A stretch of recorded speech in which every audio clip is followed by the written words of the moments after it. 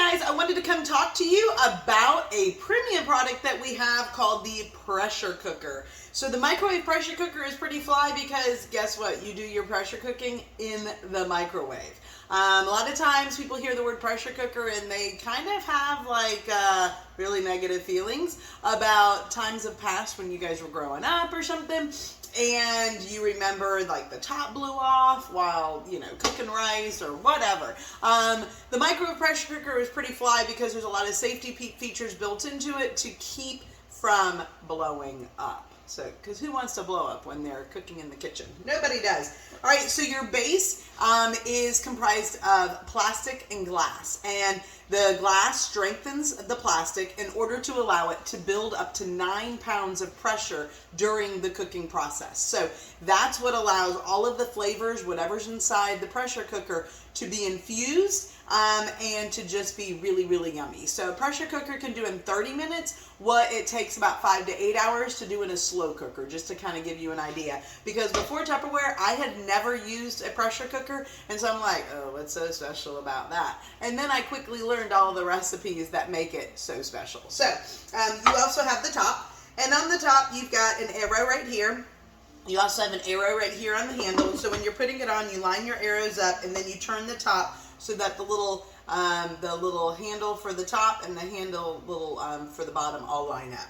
Then you have this little locking feature, and this is a lock. It's not a handle, it's a lock. And then you also have some silicone, little valves right here that help. This one over here helps for the pressure to release so that it doesn't build up greater than 9 pounds. And then over here is a little indicator, so it's a visual indicator when it's up like that. After you take it out of the microwave, it's not ready to come out, but then when it drops down like that, then it is ready to come out of the microwave. Then you also have this valve, this silicone seal that helps to make sure that you have a good tight seal during the cooking process. All right, so what we're going to do is for the macaroni and cheese. Macaroni and cheese. Sorry guys, my words weren't coming too well. I've already got 2.5 cups of raw macaroni in this, just right macaroni. It's not been cooked. Then I'm going to add 2 cups of chicken broth. Yummy, yummy. And this isn't the most healthiest of meals. I just want you guys to know that. And then 1 cup of heavy cream. All right. And then I'm going to do 1/2 teaspoon of salt. And then I'm also going to do 1/2 teaspoon of, I'm sorry, what I just put in, yes, you guys saw, that was not salt. Salt is not brown. So that was pepper. 1/2 teaspoon of salt and 1/2 teaspoon of pepper. All right. And so I'm just going to take the silicone spatula and I'm just going to stir this up. Really doesn't matter if I stir it up or not. And then I'm going to pop it in the microwave for 10 minutes on 100% power. And this raw pasta is going to get cooked up. So again, I'm going to line my arrows up. I'm going to turn, push my handle down, and I'm going to go ahead and put it in the microwave. And I'll be back. Hey, so we are back, and this has cooked for 10 minutes, and the indicator is down, telling me it is safe to open. It probably depressurized for maybe like 3 or 4 minutes. Just the longer you cook in the microwave, the longer it takes to depressurize, and so that stays up, and there's a little fizzing, sound as the moisture's, some of the moisture is coming out. All right, so what I'm going to do is I'm going to lift the lock, and then now the handles they're not bad.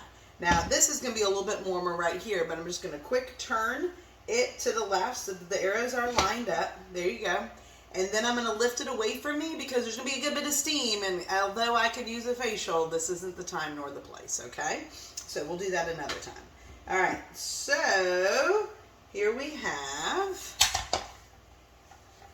and I haven't touched it yet, so now I'm just going to take my silicone spatula and I'm going to mix it up. So you can see that it is all nice and cooked.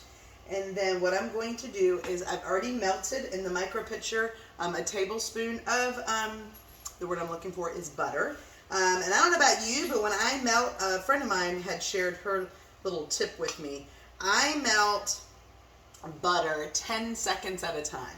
That way I don't over melt it. and, you know, have it end up being burnt or whatever.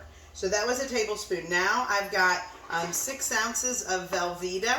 I told you this wasn't healthy, okay?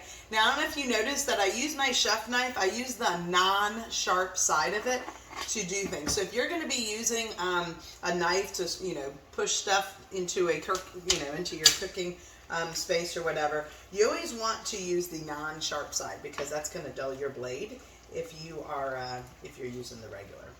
All right, and so I'm going to mix this up to get this melted. I'm not going to add the milk in yet because I want the cheese to get melted. And then I've got 1.5 cups of shredded cheese, and you guys are going to later see how I shred it using the Master Shred accessory for the Master System. So that's a game changer right there. And so I am just mixing this up, and the longer it sits, the more it's going to just be so yummy.